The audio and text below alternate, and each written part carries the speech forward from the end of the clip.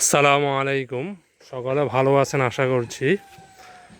এখানে দেখতে পাচ্ছেন এগুলো হচ্ছে মিষ্টি কুমড়া গাছ লাগাইছি আমার সবজি বাগানে। এই একটা জায়গা থেকে আমি এখনও ফলন পাই নাই আমার নিজের কিছু ভুলের কারণে। তো ভুলগুলো কী কী করছি সেটা আজকে আপনাদের সাথে শেয়ার করতে চাই। আর আর কয়েকটা সবজি চাষে আলহামদুলিল্লাহ ভালো ফলন পেলেও আমি আশানুরূপ পাইনি প্রথম বছরের অনভিজ্ঞতার কারণে এবং কিছু ভুলের কারণে।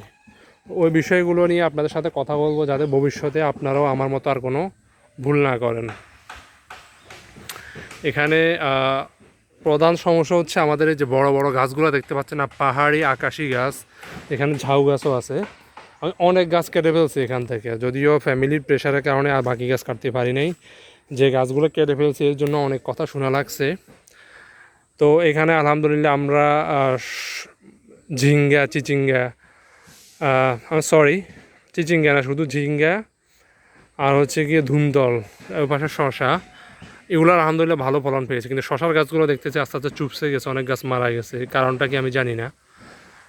আর এ পাশে যে কুমড়া গাছের প্রধান সমস্যাটা হচ্ছে প্রচুর পরিমাণে পুরুষ ফুল আসছে, স্ত্রী ফুল খুব কম আসে। আর আরেকটা জিনিস হচ্ছে কুমড়ার একটা কমন রোগ আছে, মোজাইক রোগ বলা হয় এটাকে। আমি ওই রোগটা প্রথমে চিনতে পারি নাই, ওইটা হলে সাথে সাথে গাছটা উঠে ফেলতে হয়। আমি ওইটা উঠে ফেলাই নাই, যার কারণে মোটামুটি সবগুলো গাছে আমার নষ্ট হয়ে গেছে, ব্যারাইসের মতো এটা ছড়ায় পড়ছে। মানে কুমড়ার প্রজেক্টটা পুরোটাই লস প্রজেক্ট। লাউতেও কিছু সমস্যা এখন দেখা দিতেছে আস্তে আস্তে, আমি ওইটা সমাধানের চেষ্টা করতেছি।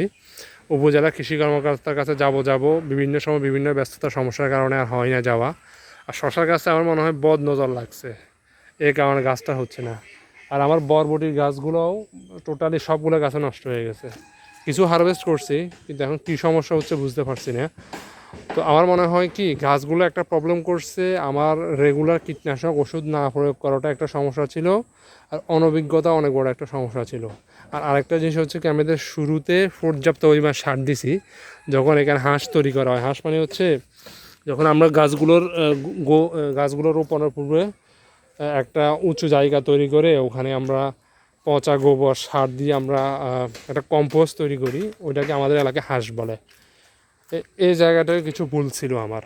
তো আশা করছি ইনশাল্লাহ নেক্সট টাইম এই বিষয়গুলো আমি সতর্ক থাকার চেষ্টা করব। তো আপনারা যারা কৃষিতে আসবেন বা কৃষি কাজ করবেন, পারিবারিক চাহিদা মেটানোর জন্য বা বাণিজ্যিকভাবে সবজি চাষ করবেন, অবশ্যই অভিজ্ঞ লোকের পরামর্শ নিয়ে এবং কৃষি কর্মকর্তা কৃষি অধিদপ্তরের পরামর্শ নিয়ে কাজ করবেন, না হলে আমার মতো মোটামুটি পস্তাতে হবে ভালোই।